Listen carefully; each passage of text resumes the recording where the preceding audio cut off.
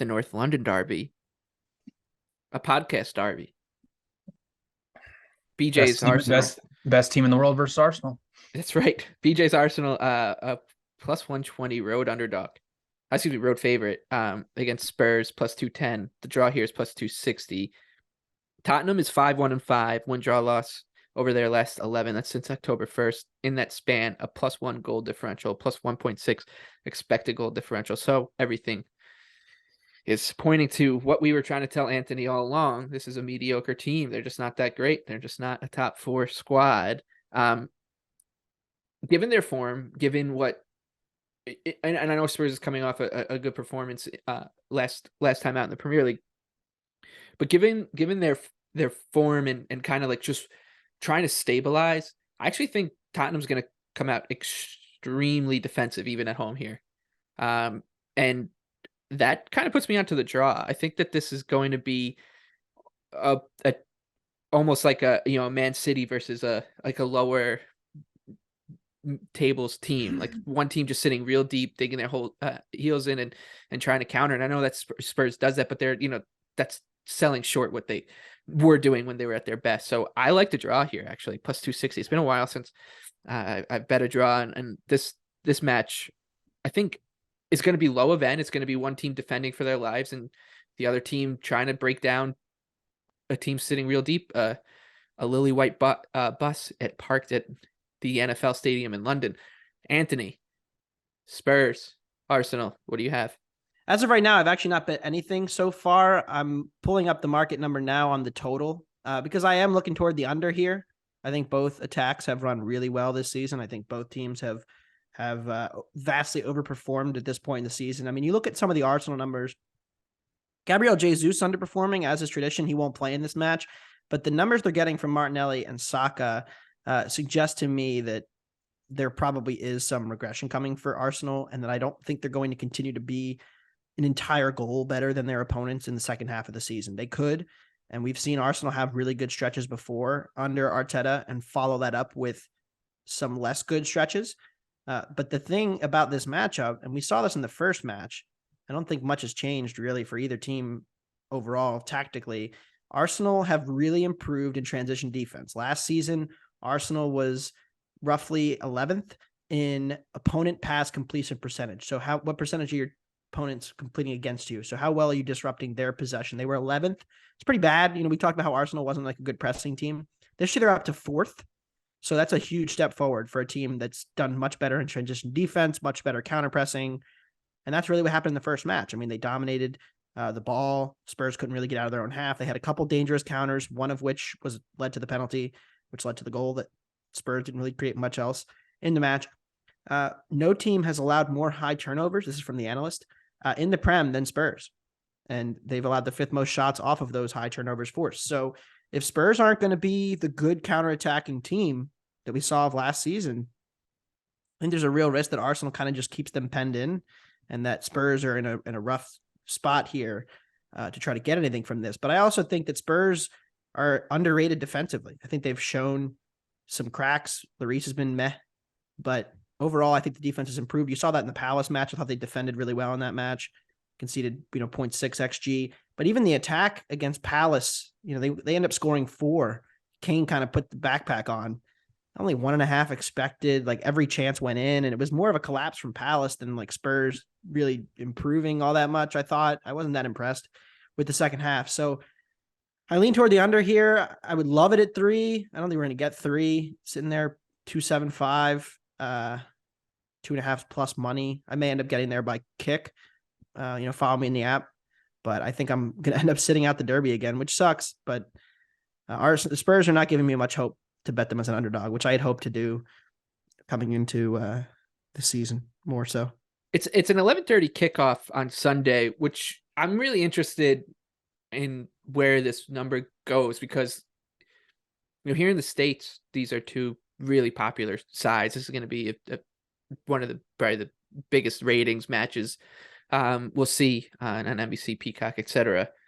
So there will be a lot of people getting their betting juices going because the NFL starts at 1 p.m. The playoffs. So there's going to be, I think, it's just a ton of action on this game relative to what you'd see in a normal Premier League match. So yeah, really interested to see, because these are two public sides, at least here in the States.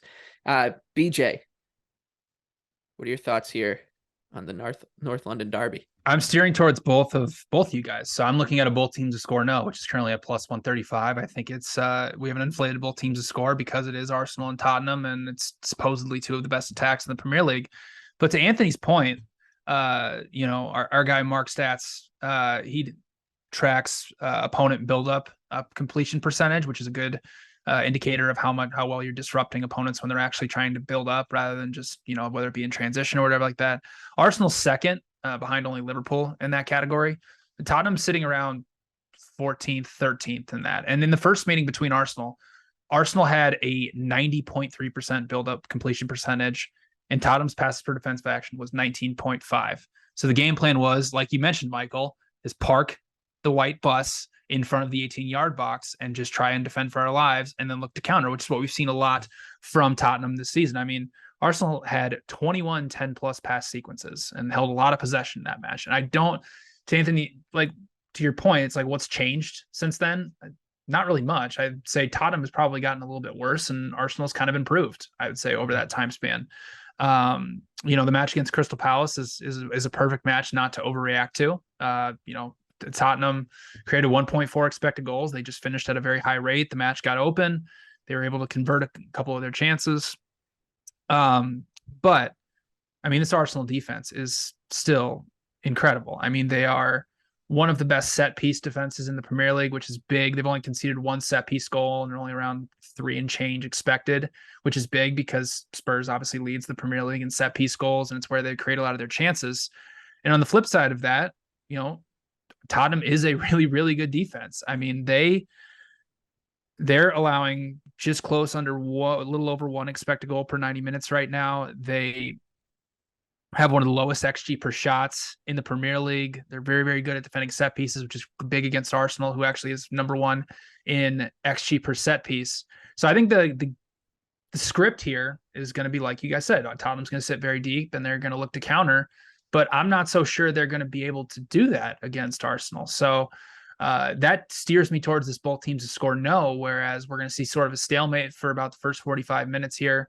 And we're basically going to be relying on Arsenal or Tottenham to convert some low-quality chances, because I don't really see a path for Tottenham creating over 1 expected goal here, unless they get a couple big scoring chances, which again, the only big scoring chance that happened against Newcastle for Arsenal was off a corner. So we'll see. But again, I think this is setting up. I'm very cautious because I really want to just say Arsenal is going to smack them, because I really think they are.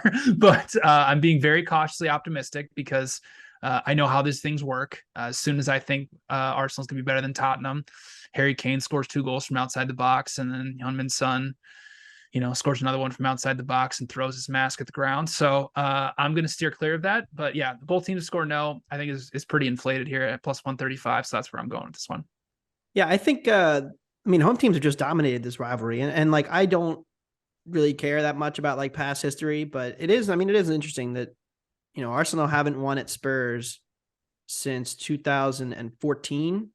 Yeah, they play every year. Arsenal has sucked on the road though for so many years in the Premier League, and they have not been a great away team. But they've also, like, Arsenal haven't lost to Spurs at home since 2010. So like, it has been just a rivalry, a derby dominated by the home team, and I do expect a much better effort and showing from Spurs in this match. I wouldn't, I think the market's about right. I mean, Arsenal got to minus 105 a couple weeks ago, and I looked at it and I was like, I have value on Tottenham here. Like, I need to bet Spurs, but I didn't. And I'm glad now that it's come back, because I can pass on the side and roll with what will likely end up being an under by a kick. Yeah, and we'll see, because Kulusevski and Richarlison are both questionable right now. Like, if they play if they play, that's massive for Spurs, especially because Richarlison played in the first meeting. If they both don't play, then it's a lot more Harry Kane, Heung-min Son, and it's going to be very difficult trying to progress the ball up the field against Arsenal.